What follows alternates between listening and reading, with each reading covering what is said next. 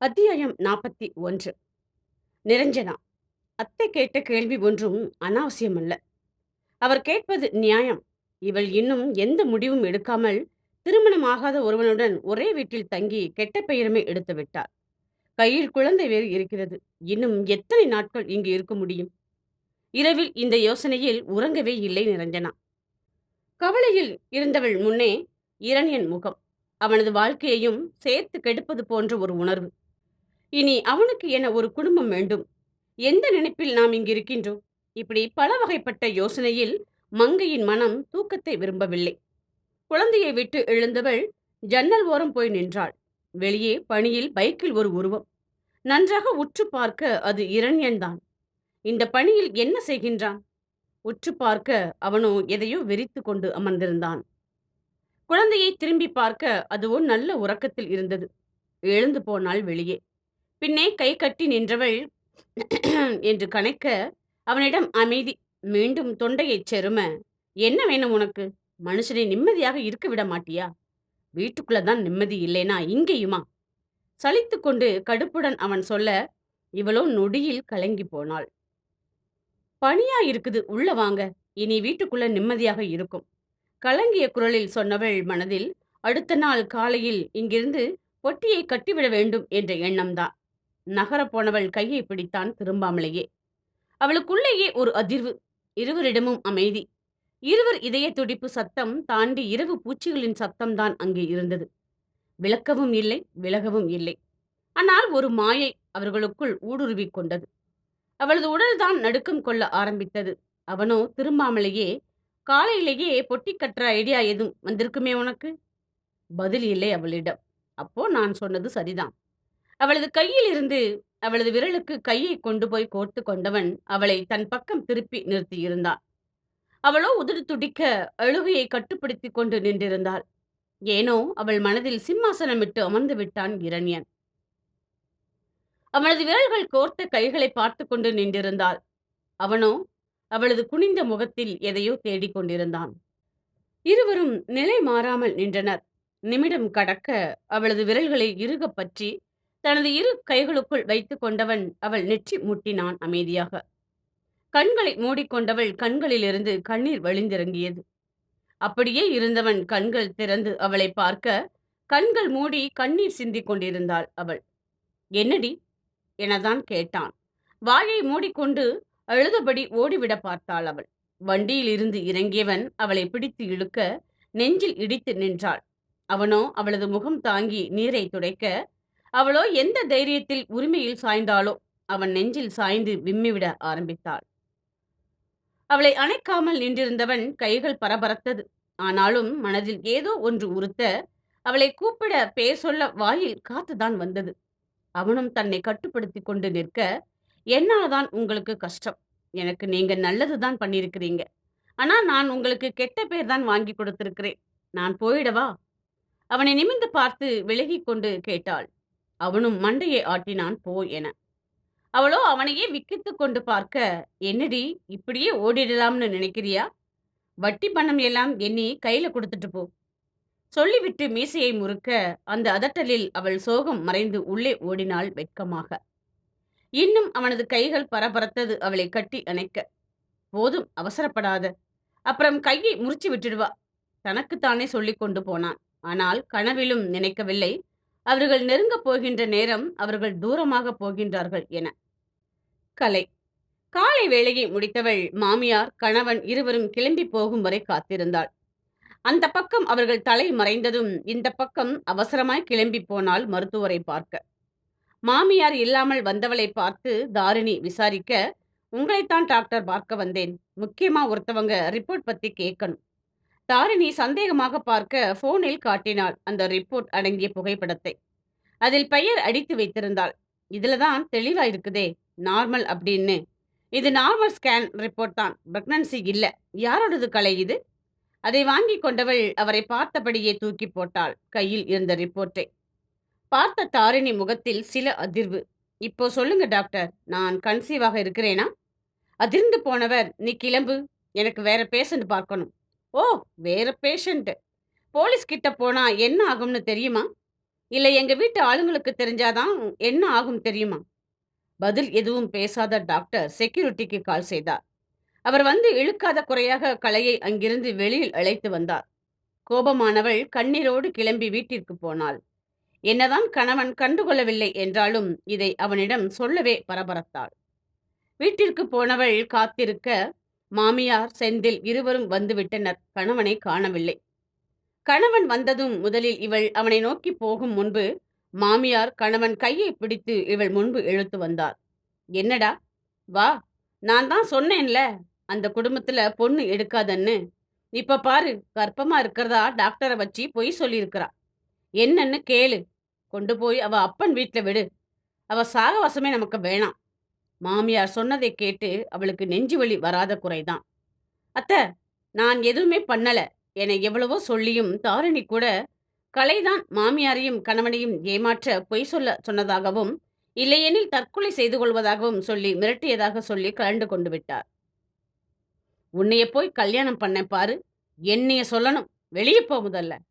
கௌதம் கத்த, இல்லைங்க, சத்தியமா நான் எதுவுமே பண்ணல, காலில் விழாத குறையாக சொன்னாள். ஆனாலும் அவன் நம்பவில்லை. செந்தில் நடப்பதை வேடிக்கை பார்த்தான். ஆனால் வாயே திறக்கவில்லை. அவளுக்கு புரிந்து போனது, கண்டிப்பாய் இவர்கள் எல்லோருமே சேர்ந்துதான் நாடகம் ஆடுகின்றார்கள் என. எனக்கு தெரியும், நீங்க எல்லோரும் சேர்ந்து என்னைய ஏமாத்த பாக்குறீங்க. ஓ, இப்போ எங்க மேலேயே குறை சொல்றியா? ஓடி வெளியே. இல்லாத பழியை போட்டு அவளை தாய் வீட்டுக்கு அனுப்பிவிட்டார்கள். கேட்டதற்கு அவள் கர்ப்பம் என மருத்துவரை விட்டு பொய் சொல்ல சொல்லி நாடகமாடி விட்டதாக சொன்னார்கள். அத்தோடு நிரஞ்சனா இவள் குடும்பம் என்று அசிங்கப்படுத்தி பேசினார்கள். கலை தலையில் அடித்து கொண்டாள். கௌதமை திருமணம் செய்து கொண்டதற்காக. முதல் பெண் வாளா வெட்டியாய் குழந்தையை சுமந்து வீட்டில் இருந்தாள். இப்பொழுது இவள் என அக்கம் பக்கம் வேற அவளாய் அரைத்தது இந்த வீட்டு செய்தியை, தெரு எங்குமே.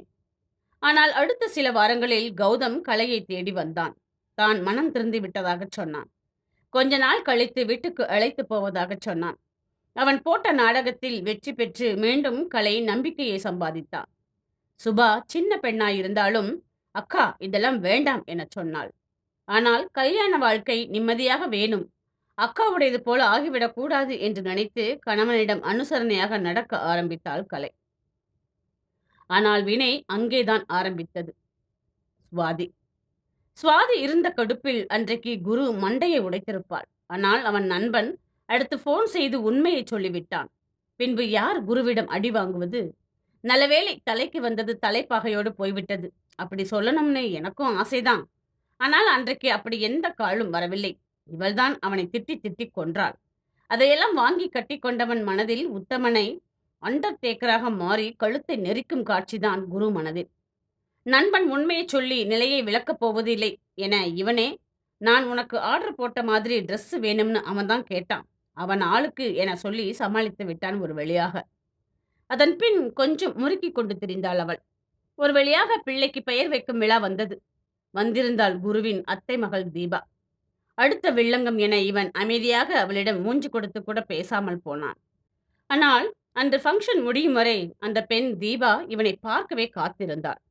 எல்லோருக்கும் பந்தி நடக்க அங்கு நின்றிருந்த குரு மனைவியை தனியே தள்ளி கொண்டு போய் அவளது இந்த சேலை அவதாரத்தை ரசிக்க, அவளோ உள்ளுக்குள்ளும் சந்தோஷப்பட்டு வெளியே அமைதியாக நடித்து கொண்டாள். ஒரு வழியாக ஃபங்க்ஷன் முடிய கிளம்ப போன நேரத்தில் வந்தாள் அந்த பெண் தீபா.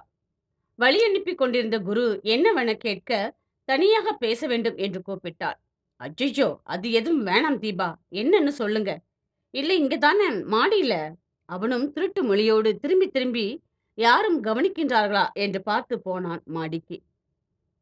அவளோ, மாமா, நான் நினைச்சேன் உங்களுக்கு என்னைய மறக்கிறது கஷ்டமாக இருக்கும்னு. ஆனா நீங்க இப்போ குழந்தையோட நிக்கிறதை பாக்குறப்போ எனக்கு ரொம்ப கஷ்டமா இருக்குது மாமா. அவள் சொல்லவும், அப்படி எதுவும் இல்லை தீபா, உனக்கு என்னைய விட நல்ல பையன் கிடைப்பான். இல்ல மாமா, அது பரவாயில்ல. ஆனா உங்க வீட்டு விசேஷத்துக்கு இனி என்னைய வர சொல்லி கட்டாயப்படுத்தாதீங்க மாமா. நான் வரேன் என்று அவனிடம் விடை பெற்றுவிட்டு கிளம்ப, கண்ணீரோடு அவள் போக இவன் கலக்கமாய் நிற்க, என்ன பழைய காதலிக்கிட்ட ஆசை தீர பேசியாச்சா என்ற குரல் வந்தது. இவ எப்போ வந்தா? எனக்குன்னே வருவாங்களா? அட கடவுளே, இதையெல்லாம் என்ன செய்ய என தலையில் அடித்து கொண்டான் குரு. குருவின் உச்சம் பெற்றவன். அத்தியாயம் 42. நிரஞ்சனா. அந்த இரவு நேரத்திற்கு பின்பு 3 நாட்களுக்கு நாயகன் நாயகி இருவர் பார்வையும் ஒருவரை ஒருவர் தொட்டு தழுவவில்லை. சொல்ல இயலாத ஒரு இன்பமான நிலையில் அந்த நேரங்கள் கழிந்தது. அத்தை ஈஸ்வரி விடுவது போல் தெரியவில்லை. எந்த நேரமும் என்ன முடிவெடுத்திருக்கிறீங்க, எப்போ கிளம்புவ என கேட்டுக்கொண்டே இருந்தார். அப்பொழுது சங்கடமாக இருக்கும் நிரஞ்சனாவுக்கு. ஆனால் அவனாக எதுவும் சொல்லாத வரை வீட்டை விட்டு போவது இல்லை என நினைத்திருந்தாள் மனதில். அந்த வாரத்தில்தான் இரண்யன் அம்மா மற்றும் அப்பாவின் திதி. சாமிக்கான மாலையை முதல் நாள் தான் கழட்டி இருந்தான். அவனுக்காக அத்தை காத்திருக்க அவனோ வரவில்லை. பெரிதாக பூ மாலை போடப்பட்டு அவனது பெற்றோர் புகைப்படம் நடுநாயகமாக ஹாலில் மாட்டப்பட்டிருந்தது. லேட்டாக வந்தவன் தாயை மட்டும் கும்பிட்டு உணவருந்த போய்விட்டான். அவனோ அமைதியாக சாப்பிட்டுக் கொண்டிருந்தான். அத்தை வாயை வைத்துக்கொண்டு சும்மா இராமல், என்னப்பா, எங்க போயிருந்த? இந்த பொண்ணை இதுக்கு பிறகாவது நிம்மதியா கொண்டு போய் வேற இடத்துல விட்டுட்டு வா. அவனோ வாயவே திறக்கலை. ஏன்பா, யாருன்னு தெரியாத பொண்ணை கொண்டு வந்து வச்சிருக்கிற? அந்த புள்ளையும் போகவே மாட்டேங்குது. சரி, உனக்கு கல்யாணம் பண்ணி வைக்கலாம்னு பார்த்தா அது கையில குழந்தை இருக்கு. இதுல ஊர்ல உங்களை பேசுறத வச்சு யாரும் உனக்கு பொண்ணு கொடுக்க மாட்டேங்கிறாங்க. உனக்கு எதுக்கு வம்பு இது? கிளம்ப சொல்லு அந்த பொண்ண என ஆரம்பிக்க தட்டு பறந்து விழுந்தது சுவற்றில் அடித்துக்கொண்டு. என்ன இப்போ? அவ இங்க எதுக்கு இருக்கிறா? இதானே உங்க கேள்வி? ஆமா, நானும் அவளும் தப்பான உறவுல தான் இருக்கிறோம். என்ன இப்போ? வாய மூடிட்டு போங்க. அத்தை அதிர்ந்து போய் நிற்க நிரஞ்சனா கண்ணீரோடு உள்ளே ஓடினாள். அவன் சொன்ன வார்த்தையில் இதயம் காயமாக இரண்யன் கோபமாய் கிளம்பி போய்விட தாத்தா வந்தார். இப்போதான் அவன் ஃப்ரெண்ட்ஸ் ஃபோன் பண்ணாங்க. வர வழியில செந்தில் இவனை பார்த்து பயங்கரமா பேசியிருக்கிறான். அந்த கடுப்புல தான் வந்தானா. ஆமா, இங்க ஏன் சாப்பாடு இப்படி கொட்டி கிடக்கு? தாத்தா சம்பவம் நடந்தபோது இங்கு இல்ல. போன் வரவும் கொள்ளை பக்கம் போயிருந்தார். உன்னதான் கேட்கிறேன் ஈஸ்வரி, என்னாச்சு? எங்க அவன்? வெளியே போயிட்டான். ஏன், நீ என்ன பண்ணி வச்ச? ஒண்ணும் இல்லப்பா என்று நகர்ந்து விட்டார் அவர். மாலை வரை வீடே சத்தமே இல்லாமல் இருண்டு போய் கிடந்தது. குழந்தையை மடியில் போட்டு தாளாட்டியவள் நெஞ்சமெல்லாம் அவன் சொன்ன வார்த்தையில்தான் வந்து நின்றது. ஊர் சொன்ன போது வலிக்கவில்லை. ஆனால் அவன் சொன்னபோது அவளுக்கு வலித்தது. அத்தை அப்பொழுது கூட வாய் ஓயாமல், ஏய், என்னத்த சொல்லிப்புட்டான்னு பொழுது சாயிற நேரத்துல ஒப்பாரி வச்சுக்கிட்டு வீழான வீட்டுல உட்கார்ந்துட்டு இருக்கிற நீ? ஏற்கனவே எதுவும் ஒழுங்கா இல்லை இங்க. இதுல விளக்கு வைக்கிற நேரத்துல பொம்பளை பிள்ளை அழுவியா நீ? வாய மூடு. உள்ளே நிரஞ்சனா விம்மியது கேட்டது. ஏ, சொல்லிட்டே இருக்கிறேன்ல, வாய மூடு. எங்க போனான்னு தெரியல. சரியா சாப்பிட கூட இல்ல. அவனுக்கு ஒரு போனை போட்டு வர சொல்லு. நான் போன் பண்ணேன், எடுக்க மாட்டேங்கிறான். அவள் பதில் சொல்லாமல் இருந்தாள். மனம் எங்கும் எரிச்சல் மண்டியது போல் இருந்தது. ஆனால் அவன் எங்கே என்ற கேள்வி கூட மனதினை படுத்தியது. இரவு 10 மணி. குழந்தைக்கு பால் கொடுத்து படுக்கவும் வைத்து விட்டாள். தாத்தாவிற்கும் ஆறுதல் சொல்லி மாத்திரை போடச் சொல்லி அவரும் சாப்பிட்டு படுத்து விட்டார். என்னவோ தெரியவில்லை, இரவு உணவுக்கு இரணியன் வீட்டிற்கு வரவில்லை என்றதும் அத்தை வாய் பூட்டு போட்டது போல மூடிக்கொண்டது. வீடே இப்படி ஒரு அமைதியாக என்றைக்கும் இருந்தது இல்லை. அவரிடம் போய் பேசலாம் என வந்து நின்றாள் நிரஞ்சனா. ஈஸ்வரியோ இரண்யனின் தாய் தந்தை போட்டோ முன்பு எரிந்த விளக்கில் எண்ணெயை ஊற்றி திரியை இழுத்து விட்டார் வெளியே. என்ன ஆனாலும் 3 வேளைக்கும் மாத்திரை சாப்பிடும் ஆள் அவர். அது சர்க்கரை நோயாளி வேறு. அதனால் போய் சாப்பிடச் சொன்னாள். பதில் பேசாத அத்தை அமைதியாக இருக்க அவர் அருகில் போய் நின்றவள், உங்க மருமகன் வாழ்க்கை இனி என்னால கெட்டு போகாது. ஊர் நம்பலைன்னா பரவாயில்ல, ஆனா நீங்க நம்பணும். அவர் கோபத்துல தான் அப்படி ஒரு வார்த்தை சொன்னாருன்னு. ஆனா எங்களுக்குள்ள எந்த சம்பந்தமும் இல்ல. நான் நான் காலையில இங்கிருந்து போயிடுறேன். நிரஞ்சனா சொல்லி முடிக்கவும் ஈஸ்வரி அவளை வெளுக்கென நிமிர்ந்து பார்த்தார். அவள் கண்கள் சொன்னது அவளின் முடிவை. அவளை தீர்க்கமாக பார்த்து கொண்டே எழுந்தவர், உனக்கும் இரணியனுக்கும் எந்த சம்பந்தமும் இல்லையா? இல்ல. ஓ, நீங்க நம்பலைன்னா கூட அதுதான் உண்மை. இத்தனை நாள் நீங்க பாக்குறீங்க தானே? ஆமா ஆமா. என்ன சொன்ன? உங்களுக்குள்ள ஒண்ணுமே இல்லையா? இல்ல. ஒண்ணும் இல்லாம தான் 2 பேரும் அன்னைக்கு நைட்டு கட்டி பிடிச்சிட்டு அழுதீங்களா? அத்தை கேட்க இவள் அதிர்வை தாங்கிக் கொண்டு நின்றாள். அவளை வெற்றி சிரிப்புடன் பார்க்க கதவை திறந்து கொண்டு வந்தான் இரண்யன். அவன் நடையில் தள்ளாட்டம். கண்டிப்பாய் குடித்திருக்கின்றான். குப்பென வீசியது சரக்கு வாடை. இருவரும் பார்க்க அவனோ நேராய் அத்தை அருகில் வந்தான். எந்த உளறலும் இல்லை. நேராக பார்த்து பேச ஆரம்பித்தா. "என்ன கேட்டீங்க? என்ன உறவு?" என்றா. "ஏன் இங்க இருக்கிறா?" என்றா.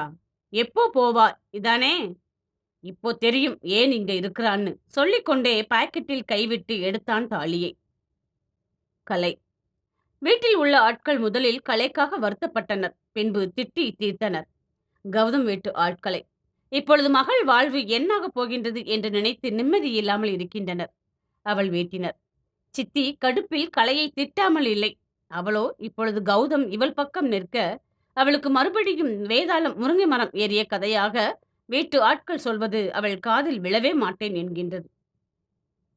இன்னும் கூட கௌதம் டாக்டரை விட்டு நீதான் பொய் சொல்ல வைத்திருக்கின்றாய் என்று சொல்ல, முதலில் இல்லை என கண்ணீர் விட்டவள் பின்பு அழுக ஆரம்பிக்க, பின்பு புலம்ப என்ற ஒத்துக்கொள்ளவில்லை தான் தான் தவறு செய்ததாக. கௌதம் கூட ஒத்துக்கொள்ளவில்லை. ஆனால் கௌதம் இதனால் சண்டை போட்டு பேசாமல் போக, அவனுக்காக அந்த பேச்சை தள்ளி வைத்தாள். எப்போ கௌதம் நம்ம வீட்டுக்கு போகப் போகிறோம்? அம்மா உன் மேல கோபத்துல இருக்கிறாங்க. அது குறையட்டும். நானே கூட்டிட்டு போகிறேன். கௌதம் இதையே சொல்ல, இவளும் கேட்பதையே விட்டுவிட்டாள். மாமியார் வீட்டில் இருந்தாலும் கௌதம் இவ்வளவு நெருக்கம் காமிப்பது சந்தேகம்தான். என இவளும் தாய் வீட்டில் இருந்தாள். இப்பொழுது எல்லாம் அடிக்கடி வந்து பார்த்தான் கௌதம். வெளியே போனார்கள் ஒன்றாக. தெருவில் உள்ள ஆட்கள்தான் வாய்க்கு வந்ததை பேசினார்கள். அவர்களுக்கு அந்த வாரத்திற்கு பேச ஒரு டாபிக் இது, அவ்வளவுதான். மகள் இப்பொழுது சந்தோஷமாக இருக்கின்றாள் என அவள் வீட்டு ஆட்களும் கொஞ்சம் பொறுமையாகவே இருந்தார்கள். கௌதமை அவர்களுக்கு பிடிக்கவில்லை தான். ஆனால் என்ன செய்ய? அவனும் இவர்கள் வீட்டிற்கு வந்தால் கையோடு வாட்டர் பாட்டில் முதற்கொண்டு வாங்கி வந்து விடுவான். உணவும் அப்படியே அவளுக்கும் சேர்த்தே வாங்கி வருவான். அன்றைக்கு சுபாவுக்கு காலேஜ் அரை நாள்தான் இருந்தது. வீட்டிற்கு வந்தவள் வாசலில் கௌதம் செருப்பு கிடக்கவும் உள்ளே போக யோசித்தாள். சரி, ட்ரெஸ்ஸை மாத்திக்கொண்டு சித்தி வீட்டுக்கு போய்விடலாம் என்று நினைத்து உள்ளே போனாள். உள்ளே அனத்தலும் கொஞ்சலும் அதிகமாய் கேட்க அப்படியே ஷாக் அடித்தது போல் நின்றுவிட்டாள். இதற்கு முன்பு கூட சில நேரம் இப்படி நடக்கும். அவளோ கிளம்பி சித்தி வீட்டிற்கு போய்விடுவாள். வயசு பெண் இவள். அவர்களும் புதியதாய் திருமணமானவர்கள்தான். ஆனால் சூழ்நிலை என்று ஒன்று இருக்கின்றதே. அவசர அவசரமாக உடையை மாற்றிக்கொண்டிருக்க அவள் காது கொஞ்சம் கொஞ்சமாய் கேட்கக்கூடாத எல்லாவற்றையுமே கேட்க அவசரமாக ஜார்ஜரையும் போனையும் எடுத்துக்கொண்டு ஓடிப்போனாள். அவள் சரியாக கலை அறையை கடக்கவும் கதவை திறந்து அரைகுறை ஆடையுடன் கௌதம் வெளியே வரவும் சரியாக இருக்க சட்டென மோதாமல் நின்றுவிட்டாள் ஒரு வழியாக. அவனோ அவளை பார்த்து உள்ளே போகவில்லை. சாவகாசமாக கிச்சன் நுழைந்தான். இவளோ ஓடியே வந்து விட்டாள் சித்தி வீட்டுக்கு. சித்தி அவளது முகத்தை பார்த்து என்ன ஏது என கேட்க சொல்லிவிட்டாள். சை, வயசு புள்ள இருக்கிற வீட்ல கொஞ்சம் நாகரிகமாக நடந்துக்க தெரியாதா? என்னவோ ஊர்ல இல்லாத காதல் பண்ணிட்டா உன் அக்கா. ஒரே பசப்பால பசப்புறா. என்னமோ போ, நீ வா, சாப்பிட வா. அதன் பின்பு முருகேசன் பாக்கியம் இருவரும் வேலை முடிந்து வீட்டிற்கு வந்து சேர, வீட்டில் சுபாவை காணாமல் எங்கே என கேட்க, அவ சித்தி வீட்டுக்கு போயிருப்பா போல என்று விட்டு போனாள் காதில் போனோடு. வேலை செய்துவிட்டு களைப்போடு வந்தவர்களுக்கு ஒரு வாய் டீ போட்டு தரவில்லை. என்னவோ பாக்கியம், இந்த புள்ள கலை நிரஞ்சனா சுபாவோட கால் தூசுக்கு வரமாட்டா. இந்த நேரம் அவங்க இருந்திருந்தா சொல்லி வாய் மூடவில்லை. நுழைந்தாள் சுபா வீட்டிற்குள். வரும்போதே பணியார வாசம். சித்தி வீட்டுக்கு போனேம்மா. மதியமே வந்துட்டேன் காலேஜை விட்டுட்டு. அதான் பணியாரம் செஞ்சோம் நானும் சித்தியும் சேர்ந்து. சுட சுட சட்னியும் இருக்குது. வாங்க, கை கால் அலம்பிட்டு. பேசிக்கொண்டே அவர்கள் கையில் இருந்த பைகளை வாங்கி கொண்டு போய் வைத்தாள். என்ன நின்னுக்கிட்டு இருக்கிறீங்க? சீக்கிரம் வாமா, ஆறிட போகுது. வாங்கப்பா. தாய் தந்தையருக்கு தட்டில் எடுத்து வைத்து கொடுத்தவள் நாளை தோசைக்கு ஊற போட்டு அடுப்பில் உலையை வைத்தாள். சித்தி கொடுத்துவிட்ட வத்தல் குழம்பை சூடு செய்தவள் அப்பளத்தையும் கொஞ்சம் கொத்தர வத்தலையும் காய்ந்த மிளகாயையும் பொரித்து வைத்தாள். பாக்கியம் எழுந்து போக அவரை அமர்ந்து நாடகத்தை பார்த்து கொண்டே புளியை அறிய சொல்லிவிட்டு துணிகளை துவைத்து போட்டால் கிணற்றில் நீர் இறைத்து. அந்த பக்கம் அமர்ந்து அக்காக்காரி பேசிக் கொண்டிருந்தாள். கண்டு கொள்ளாமல் துணியை துவைத்து காய வைத்து வந்து அமர்ந்தாள். கல்லூரி பாடங்களை எடுத்து வைத்துக்கொண்டு.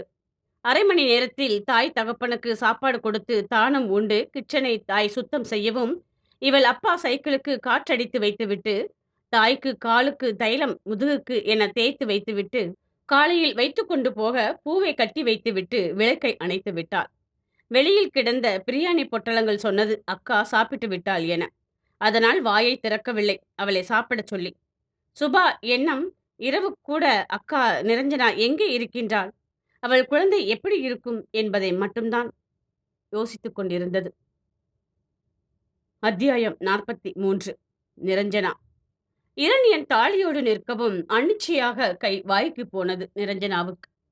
ஈஸ்வரியின் பின்னே போய் நின்று கொண்டாள். அவர் தோளை பிடித்துக் கொண்டு, ஏய் செல்லம், ஏன் அங்க போய் நிக்கிற? வா, வந்து இந்த தாலியை கட்டிக்க. இரணியன் சொல்ல, நிரஞ்சனாவுக்கு வந்தது பயங்கர கோபம். அதான் ஊரே உன்னைய தப்பா பேசுதே. அப்புறம் என்ன, தாலி கட்டிக்க. இனி நிம்மதியாக வாழலாம். வா. அவளை பிடித்து இழுக்க, அவளோ அவன் கையை உதறி கண் கலங்கினாள். ஆனால் அவனும் விடுவது மாதிரி தெரியவில்லை. அத்தையோ வேடிக்கை பார்த்தார் கைகளை கட்டிக்கொண்டு. தாலி கட்டிக்க வா, தாலியை கட்டிக்கமா வா, நாம சந்தோஷமாக வாழலாம் சொல்லிக்கொண்டே நெருங்கியவனுக்கு நிரஞ்சனா கொடுத்தால் ஓங்கி ஒரு அறை, செவிழ் அவளாகும் அளவுக்கு. அதிர்ந்து போய் அத்தை பார்க்க நிரஞ்சனா கண்ணீரோடு பேச ஆரம்பித்தாள். என்ன நினைச்ச நீ? தொலைச்சிடுவேன் பார்த்துக்கோ. தள்ளிப்படா முதல்ல. அவனை நெஞ்சில் கை வைத்து பின்னே தள்ளிவிட்டு, நீயும் என்னைய கஷ்டப்படுத்துறில்ல? இனி ஒரு நிமிஷம் நான் இங்க இருக்க மாட்டேன். நான் போறேன் சொல்லிவிட்டு போனவள் கையை அவன் பிடிக்க அவள் முறைக்க, அத்தையை பார்த்தபடி, அவளுக்கு என் மேலே என் சொத்து மேலதான் ஆசைனாலோ, இல்ல எல்லாரும் சொல்ற மாதிரி தப்பான உறவு எங்களுக்குள்ள இருக்குனாலோ, ஏன் அவ தாலி கட்டிக்கல? ஏன்னா அவ நிரஞ்சனா. எனக்கு தெரியும் அவளை பத்தி. நீங்களும் தெரிஞ்சுக்குங்க அத்தை என்றவன் தெளிவாக பேச, நிரஞ்சனாவுக்கு புரிந்து போனது அவனது நாடகம். அத்தை அப்பொழுது கூட அசராமல் அவனை நேரே பார்த்துச் சொன்னார். சரி, நீ சொன்னது உண்மையாகவே இருக்கட்டும். எனக்கு அவளை பத்தியும் தெரியும், உன்னை பத்தியும் தெரியும். நீ குடிக்கிற ஆளா, குடிச்ச மாதிரி நடிக்கிற ஆளான்னு. ஆனா நீ என்னைய ஏமாத்த முடியாது. நடிக்கிறதுக்கு எதுக்குடா லாக்கர்ல இருந்த உன் அம்மா தாலியை எடுத்துட்டு வந்திருக்கிற? இதை கேட்கவும் அவன் முகம் வெளிரி போனது இரண்யனுக்கு.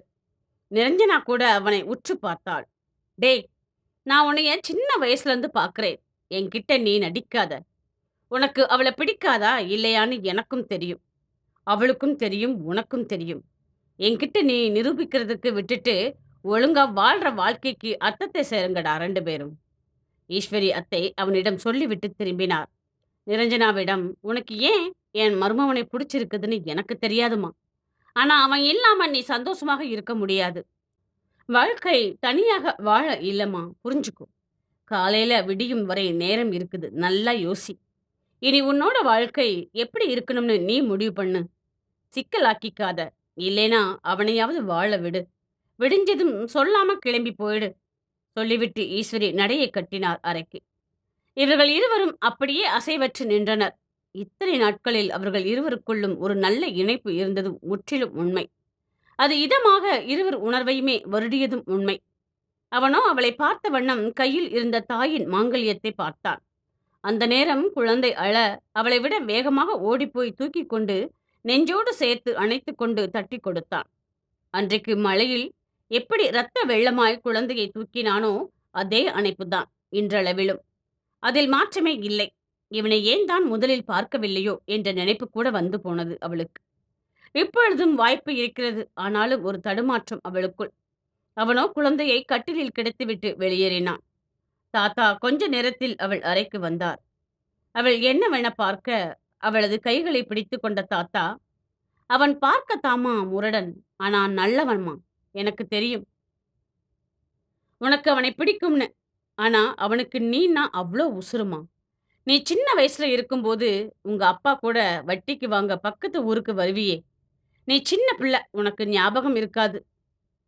நீங்க அப்போ வட்டிக்கு வாங்க வந்த இடம் எங்க வீடுதான். என் மருமவ தான் வட்டிக்கு விட்டுட்டு இருந்தா. அதுதான் இரண்யன் அம்மா வளர்மதி. நிரஞ்சனாவுக்கு முற்றிலும் ஞாபகம் இல்லை. ஆனால் தந்தை அப்படி ஒரு இடத்திற்கு போகும்போது இவளும் போனது உண்டு. அது மட்டும் ஞாபகம் இருந்தது. அப்போ அடிக்கடி நீ வர்றப்போ வளர்மதிக்கு உன்னை ரொம்ப பிடிச்சு போச்சு. உங்க அப்பா சில நேரம் எங்க வீட்ல வட்டிக்கு வாங்க வந்துட்டு அப்படியே சைக்கிளை எடுத்துட்டு காய்கறி வியாபாரம் பண்ண போவாரு.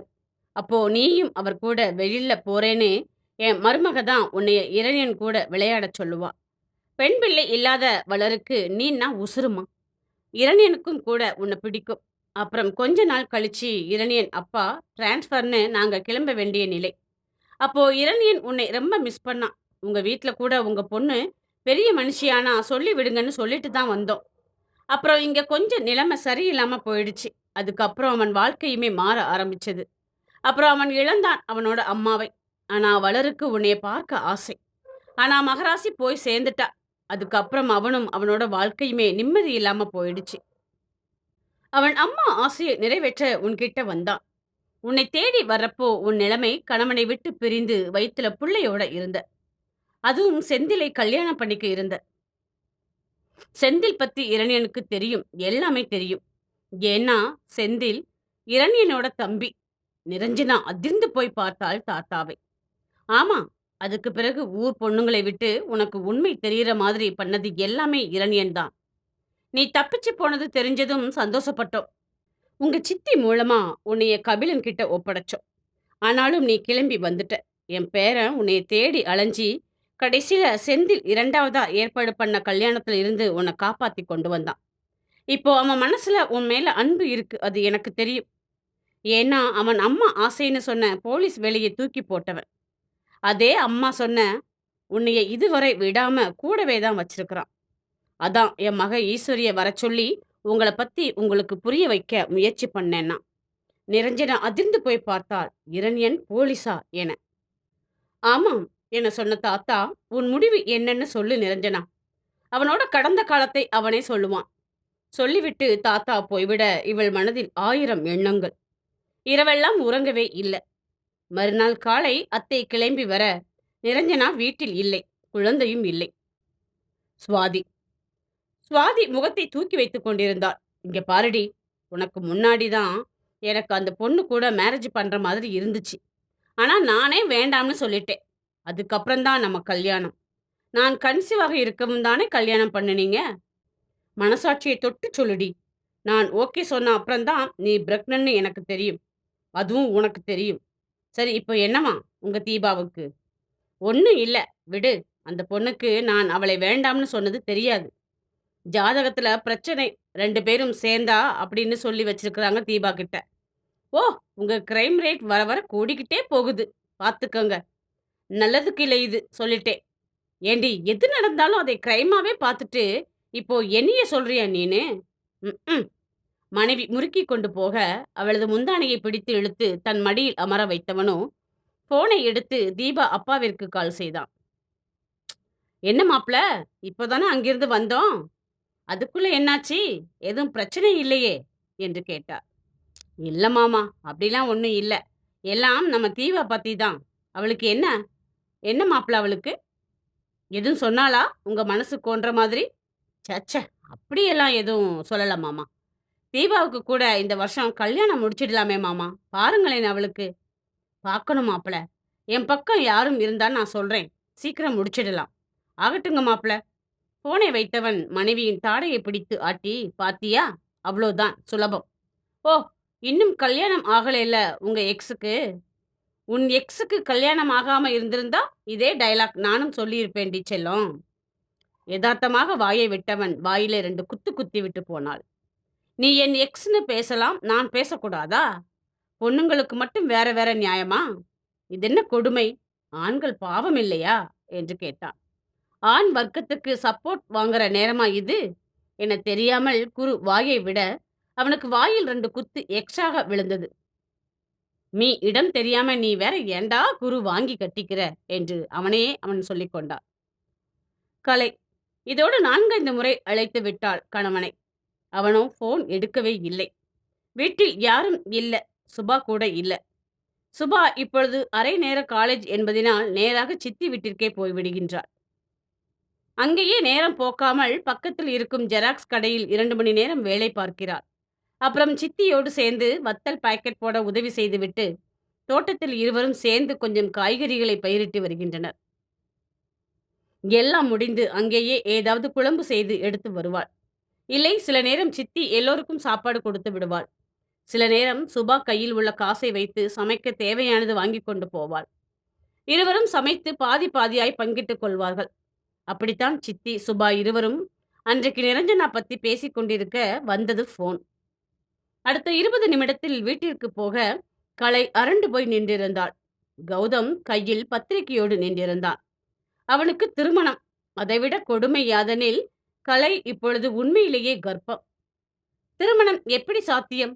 விவாகரத்து வாங்கவில்லையே என்று கேட்க, தலையில் அடித்துக் கொண்ட கலை என்றோ ஒரு நாள் அவன் நீட்டிய திருமணம் பதிவு பேப்பரில் கையெழுத்து போட்டது நினைவிற்கு வந்தது. தலையில் அடித்துக் கொண்டு அழுதாள். ஆனால் அவளுக்கு இன்னொரு ஆப்ஷனும் இருந்தது. அதற்காக மீண்டும் நிரஞ்சனா தேவைப்பட்டாள் கலைக்கு. அத்தியாயம் 44. நிரஞ்சனா. ஈஸ்வரி அவசரமாய் விஷயத்தை இரணியன் காதில் போட, அவனோ பல்லை கடித்தான். அத்தைதான் பிடிக்கவில்லை எனில் கிளம்பச் சொன்னார் இரவு. ஆனால் அதற்காக அந்த பைத்தியக்காரி போயிருக்க மாட்டாள் என்பது அவனுக்கு தெரியும். தாத்தா திருட்டு மொழி சரியில்லாமல் இருக்க, என்னத்த உளறி கொட்னீங்க என்று கேட்டான். ரொம்ப இல்ல, கொஞ்சமா என தாத்தா இழுக்க, அவசரமாய் போனை நண்பர்களுக்கு போட்டபடி கிளம்பினான் இரணியன். இரணியன் ஜீப் பறந்தது அவன் கைகளில். ஜீப்பின் வேகம் ஜீப்பில் இருந்த நண்பர்கள் வயிற்றை கலக்கியது. யார் என்ன சொன்னாலும் போவாளா அவ? என்ன நினைச்சிட்டு இருக்கிறா? சொல்லிவிட்டு ஸ்டீரியங்கை வளைத்தவனை நண்பர்கள் பீதியான முகத்துடன் பார்த்தார்கள். மாப்ள, உயிர் முக்கியம். அந்த அறிவு அவளுக்கு இருக்கணும். கூட பிள்ளையை தூக்கிட்டு போயிருக்கிறா பாரு. ஏதாவது ஆனா என்ன பண்ண முடியும்? நாங்க எங்க உயிரை சொன்னோம் மாப்பிள. அவர்களை முறைத்தவன் சாலையை முறைத்தான்.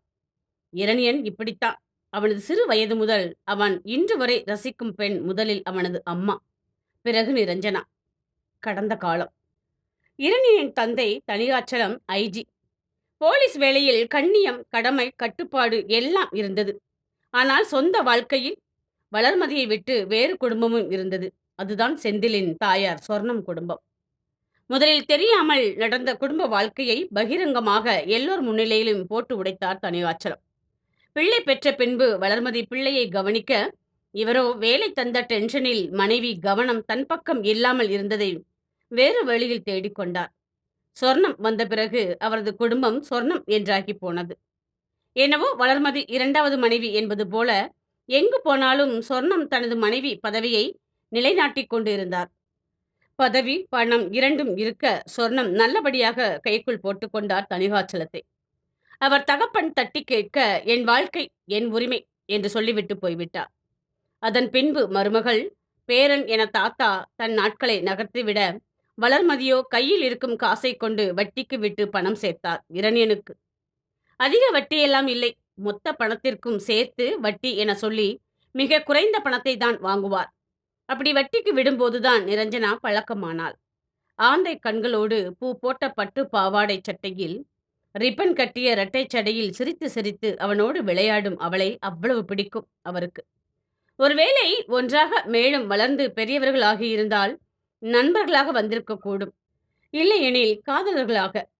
ஆனால் அதற்கு வாய்ப்பு இல்லாமல் சொர்ணம் தொந்தரவு கொடுக்க ஆரம்பிக்க, நிம்மதி இல்லை என கிளம்பி போனார்கள் தாத்தாவின் கிராமத்திற்கு. அதன் பின் அவன் தாய் ஆசைக்கு ஏற்ப அவனும் போலீஸ் ட்ரைனிங் போனான். அங்கும் கூட எல்லோரும் அவனை ஐஜி தணிகாச்சலம் பிள்ளை என்ற பார்வையில் பார்த்து வைத்தனர். அதுவே அவனுக்கு எரிச்சலை கொடுத்தது. இதில் அவருக்கு ஆகாத சிலர் இவனை அவர் மகன் என்ற ஒரே காரணத்திற்காக போட்டு படுத்தி எடுத்தனர். அதனால் அவனும் கொஞ்சம் கரடு முரடாக இன்னுமே மாறிப்போனான். அப்படி இப்படி என ஒரு வழியாய் போலீஸ் ஆகி வந்து நின்றான். தாத்தா சொத்து என் அப்பாவுக்கு என செந்தில் வந்து நின்றான் கிராமத்து வீட்டில். அதன் பின்பு இரணியனுக்கு செந்தில் கொடுத்த குடைச்சலுக்கு அளவே இல்லாமல் போனது. பொறுத்து கொள்ள முடியாதவன் அவனது கோபத்தை காட்ட, அதன் பலனாய் செந்தில் முகத்தாடை 2 முறை தையல் போடும் அளவுக்கு இரணியனால் உடைக்கப்பட்டது. அதன் பின்பு செந்தில் வளர்மதி வீட்டு வாசலில் வந்து கத்தி கூப்பாடு போட்டு பிரச்சனையை இழுத்துவிட, வளர்மதி அழுது இரணியனுடன் பேசாமலே இருந்தார். அதன் பின்புதான் இரணியன் யார் வம்புக்கும் போகாமல் இருந்தான். ஆனால் செந்தில் அவனை ஏற்றிவிட்டு வேடிக்கை பார்த்து கொண்டிருந்தான். மீண்டும் ஒரு முறை நடு ரோட்டில் சண்டை போட அதிகாரிகள் கூப்பிட்டு வான் செய்து அனுப்பினார்கள். எல்லாம் உன் அப்பா முகத்திற்காகத்தான் என அவர்கள் சொல்ல சொல்ல அந்த வேலையை தூக்கி போட்டுவிட்டு ஓடிவிட பார்த்தான். ஆனால் தாய்க்காக அவ்வளவையும் பொறுத்து கொண்டு போனான். அதன் பின் தணிகாச்சலம் மாரடைப்பில் ஒரு நாள் இறந்து போக, செந்தில் குடும்பம் பழையபடி சொந்த ஊருக்கு பயணம் ஆனார்கள். காரணம் சொத்துதான். இரணியன் தாய் தணிகாச்சலம் இறந்து போனதில் ரொம்பவே துவண்டு போனார். அவருக்கு அடிக்கடி உடல்நிலை சரியில்லாமல் போனது. கணவனின் சொத்து எதுவும் வேண்டாம் என்று உதறி தள்ளிவிட்டார். சொத்து கிடைத்தாலும் இரணியனின் நிம்மதியை பறிக்க திட்டம் போட்டான் செந்தில். அதன்படி இன்னும் தொல்லை கொடுக்கவே ஆரம்பித்தான். அந்த நேரத்தில்தான் வளர்மதி உடம்புக்கு முடியாமல் படுத்தார். அவரது வாழ்நாட்கள் கொஞ்சம் கொஞ்சமாக குறைய ஆரம்பித்தது. மகனுக்கு திருமணம் செய்தாக வேண்டும் என தனது மாமனாரிடம் சொன்னார். அவர் கண்முன் வந்து நின்றது நிரஞ்சனாதான். அதை பற்றி சொல்ல இவனுக்கு ஏதும் தோன்றவில்லை. இதை தெரிந்து கொண்ட செந்தில் வேறு நிரஞ்சனாவை தங்கள் வழிக்கு கொண்டு வர பார்த்தார். ஆனால் அவளுக்கு திருமணமாகி குழந்தை வயிற்றில் இருந்தது. கணவனை விட்டு பிரிந்து இருந்தாள். ஆனாலும் அவளது அழகு முகம் இரணியனை தோற்கடிக்கப் போகும் வெறி என அனைத்தையும் எண்ணித்தான் செந்தில் வலை விரிக்க பார்த்தான். இதில் கௌதம் மற்றும் கலை இருவரின் காதல் எல்லாம் இவன் திட்டத்தில் இல்லாததுதான். அதன்படி நிரஞ்சனா சூழ்நிலை கைதியாகி போனாள். அவளை மணந்து மொத்தமாய் இரணியன் தாய் ஆத்மாவுக்கு நிம்மதியான சாவை கொடுக்கவே கூடாது என்று நினைத்து அனைத்தையுமே செய்தான் செந்தில். இரணியன் தாய் அவனிடம் திருமணம் செய்து கொண்டு சந்தோஷமாய் இருக்கச் சொன்னார். ஆனால் நிரஞ்சனாவுக்கு திருமணம் ஆகிவிட்டது என தெரிந்த கதையை தன் தாயிடம் மறைத்து விட்டான். அதன் பின் தாய் ஒரு நாளில் போய் சேர்ந்துவிட அன்றைக்கு தூக்கி போட்டான் காக்கி சட்டையை. தாய் செய்த வட்டி தொழிலை அவனும் செய்தான். தாத்தா, அவன் நண்பர்கள், இதுதான் அவனது வாழ்க்கை. அப்படி இருக்க தாத்தா வேறு நச்சரித்துக் கொண்டிருந்தார் அவனை. உன் அம்மாவோட ஆசைடா அது, உன் கல்யாணம் என. இவன் தட்டி கழித்து கொண்டிருந்த நேரம்தான் தெரிந்தது செந்தில் திருமணம் செய்வது தான் ஆசைப்பட்ட பெண் என. அதன் பின்புதான் திருமணத்திற்கு வந்து உண்மையை அவள் தெரியும்படி செய்தது. அதன் பின்பு அவள் கபில் வீட்டில் இருப்பது தெரிந்து அவளுக்கு தேவையான எல்லாம் கிடைக்க வழி செய்தான். அதன் பின்பு மீண்டும் நிரஞ்சனா வீட்டிற்கு போய் அவளை செந்தில் திருமணம் செய்ய பார்க்க அவளை காப்பாற்றி இழுத்து போனான். சித்திக்கு மட்டும் தான் நிரஞ்சனாவை காதலிப்பதை பற்றி சொல்லி போனான் அவன். அதன் பின்பு நடந்ததுதான் அனைத்தும் தெரியுமே. அந்த தைரியத்தில் தான் சித்தி அவனுடன் நிரஞ்சனாவை அனுப்பி வைத்தார். எப்படியும் கலை பிரச்சனை நிரஞ்சனாவை பாதிக்கும் என்றுதான் அவளோடு எந்த தொடர்பும் வேண்டாம் என்று சித்தி இருந்தார். மீண்டும் இப்பொழுது நிரஞ்சனாவை காணவில்லை.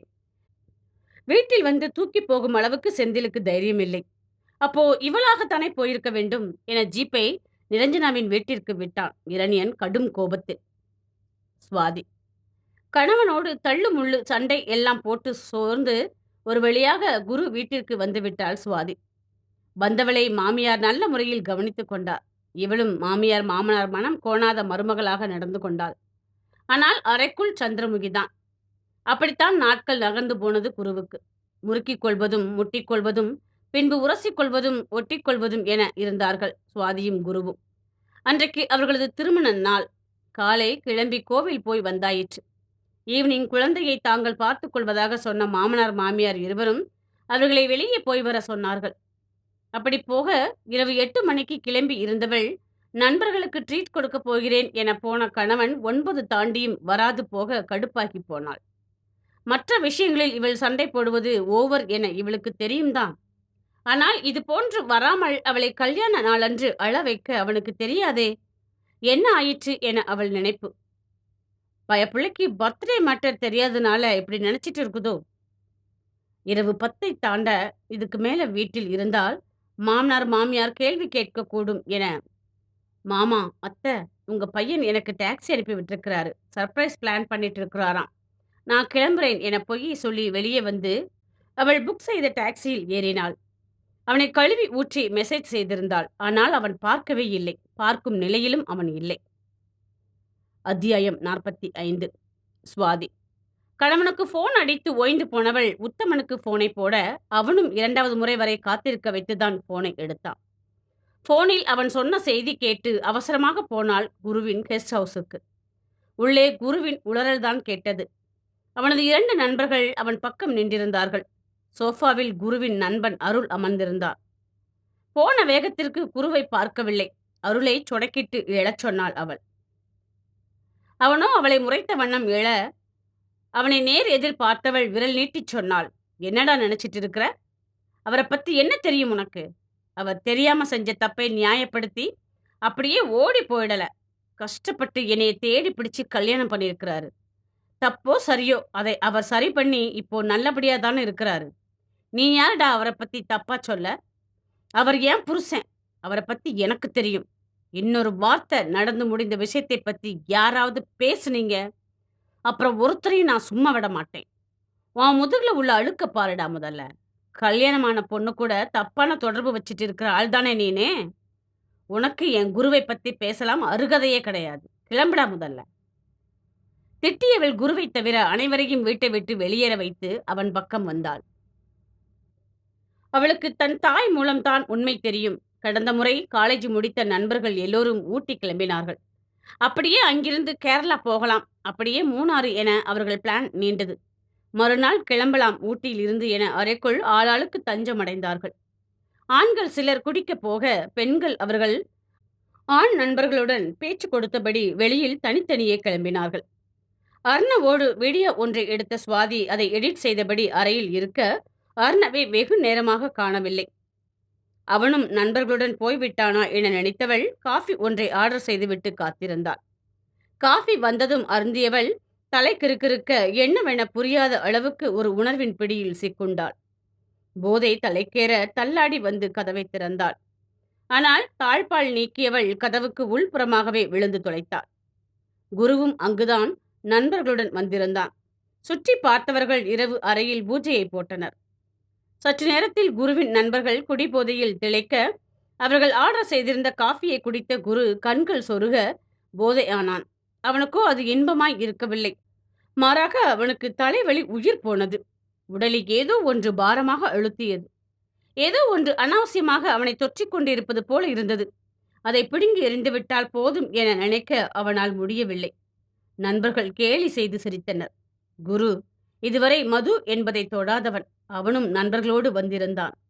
காரணம், பேச்சுலர் பார்ட்டி அவனுக்கு தீபாவுடன் நிச்சயம் ஏற்பாடு செய்யப்பட்டிருந்தது.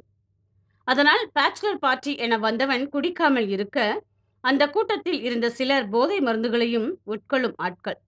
அதில் எதிலுமே அவனுக்கு ஈடுபாடு இல்லாத குரு மற்றவர்களையும் திருத்தி கொண்டு வந்து வாழ வைக்கின்றேன் என அதிக பிரசங்கித்தனம் செய்யாமல், அவன் உண்டு அவன் வேலை உண்டு என்று இருப்பவன். அவனைச் சீண்டிய நண்பர்கள் அவனுக்கு வந்த காஃபியை வழியில் ரூம் பாயிடம் பேசிக்கொண்டே காஃபியை வாங்கி கலந்தனர் போதை மருந்தை. ஆனால் அந்த காஃபியோ வேறு அறைக்கு போக, மறுபடியும் குருவுக்கு கொண்டு வந்த காஃபியிலும் கலந்து விட்டார்கள். அவர்கள் அதன் பின்பு குருவை பார்க்க, அவனோ அறையை விட்டு வெளியே வந்தான். உத்தமன் அவன், ஆளுடன் கடலை போட போனவன். வந்து பார்க்க குரு எங்குமே இல்லை. அப்பொழுதுதான் சுதீர். அவனும் குரு நண்பன்தான். அவன்தான் போதை மருந்தை கலந்தவன். அவன் கை காட்டினான் உத்தமனுக்கு சுவாதி அறையை.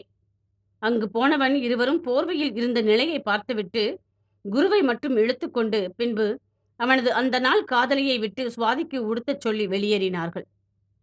அதன் பின்பு சுவாதி வாமிட் எடுத்து அறையில் படுத்திருக்க, அவளது நண்பர்கள் தேடி வந்தனர். அவளுக்கு உடல் முழுவதுமே வலிக்க, பெரிதாய் எதுவும் வித்தியாசம் தெரியவில்லை. அதோடு அவளுக்கு பீரியட் ஆகும். ஒவ்வொரு மாதமும் பிறப்புறுப்பு வலி கொடுக்கும் என்பதினால் அந்த வலி என நினைத்து விட்டு விட்டாள் அவள். அதன் பின்தான் ஊருக்கு வந்தது. அர்ணவ் திருமணம் என வேறு பெண்ணை மீடியாவில் அறிமுகப்படுத்தி வைத்தது. எல்லாமே குரு அவனது நண்பர்கள் சொன்னதை கேட்டு அதிர்ந்து கண்ணீர் விட்டு துடிதுடித்து போய் எடுத்த முடிவுகள் தான் அனைத்துமே. அதன் பின் ஹோட்டலில் விசாரித்து அவள் யார் என பார்த்து, பின் சோசியல் மீடியாவை ஆராய்ந்து அப்புறம்தான் அர்ணவுடன் பேசியது. இவளை பெண் பார்க்க போய் அவளது பெற்றோர்களிடம் உண்மையை சொன்னது எல்லாமே. அவர்கள் முதலில் கோபப்பட்டாலும் அவளை தேடி வந்து திருமணம் செய்து கொள்கின்றேன் என சொன்னதும், அது பற்றி தனது பெற்றோர்களுக்கு தெரிய வேணாம், சுவாதியை யாரும் தவறாக நினைக்கக்கூடாது என சொல்ல முடிவெடுத்து விட்டனர். இனி குருதான் அவர்கள் மாப்பிள்ளை என. அதன் பின்புதான் குரு சுவாதி திருமணம் நடந்தது. உண்மையை தாய் மூலம் தெரிந்து கொண்டவள் அதிகமாய் குருவை நேசித்தாள்.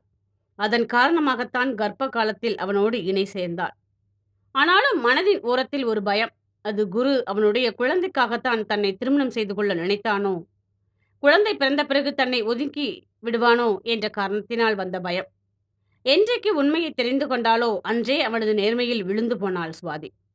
அவனது வளர்ப்பை மெச்சிக்கொண்டாள். தவறு தெரிந்து செய்யவில்லை. ஆனால் அதை தெரிந்து கொண்ட போது அதற்கான தீர்வை கொண்டான். தனது நடக்கவிருந்த நிச்சயத்தை நிறுத்தி தனது தாய்மாமன் மற்றும் அத்தை காலில் விழுந்தான். அவர்களிடம் உண்மையை சொல்வதை தவிர வேறு வழி இருக்கவில்லை. காரணம், நிச்சயதார்த்தம் நடக்காமல் போனால் அந்த நிச்சயத்தினை வைத்து தீபாவை பலர் குறை கூறத் தொடங்குவார்களே. ஆனால் அதை பற்றி எதையும் யோசிக்காமல், மருமகனே, என் தங்கச்சி புண்ணியம் பண்ணியிருக்கிறா, உன்னைய பிள்ளையா பெற்றதுக்கு, நீ நல்லா இருப்ப என வாழ்த்தி போனார் தாய்மாமன். அப்படி நடந்த குரு சுவாதி திருமணத்திற்கு பிறகு கூட அவளை தாங்கினான் குரு. உண்மை தெரிந்தால் விட்டு போய்விடுவாளோ என்று பயந்து போனான் அவன். குழந்தை பிறந்தால் பாசம் குறைந்துவிட்டு போய்விடுவானோ என்று அவள். ஆனால் அவர்கள் இருவரும் அந்த எண்ணத்தை தள்ளி நெருங்கிவிட்டனர் ஓர் உயிர் ஈருடலாய். ஆனால் இன்று பார்ட்டியில் ஒருவன், சுவாதி அன்னைக்கு நீ தப்பா நடந்துகிட்டது தெரிஞ்சா உன்னை விட்டுட்டு போயிடுவா. அவ உண்மையா உன்னை லவ் பண்ணல என என் பொறாமை எண்ணமும் உள்ளே போன மதுவும் சேர்ந்து கொண்டு சொல்ல, மொத்தமாய் கோவத்தை கையில் எடுத்து விட்டான் குரு. ஏற்கனவே அவன் ஆழ் மனதில் இருந்த பயமும் சேர்ந்து கொள்ள, அப்புறம் என்ன? வாய் வார்த்தை முத்தி கைகலப்பு ஆகி நண்பர்கள் ஆளுக்கு ஒரு பக்கம் இருவரையும் இழுத்து பிடித்தனர். குரு குடித்தும் தொலைத்தான். இறுதியில் போனை போட்டான் உத்தமன் சுவாதிக்கு. அவள் ஒரு வழியாய் அனைத்தையும் நினைத்து பார்த்து அதன் பின்பு குருவுக்கு லெமன் ஜூஸை கொடுத்து ஷவரில் குளிரில் நிற்க வைத்து கண்ணம் கண்ணமாக அரைந்து அழுது என இரவு ஒரே ஆர்ப்பாட்டம்தான். விடியற் காலையில் விழிப்பு தட்டி எழுந்து தலையை பிடித்தவன் கன்னத்தில் விழுந்தது ஒரு அறை. பத்திரகாளியாக நின்றிருந்தாள் சுவாதி.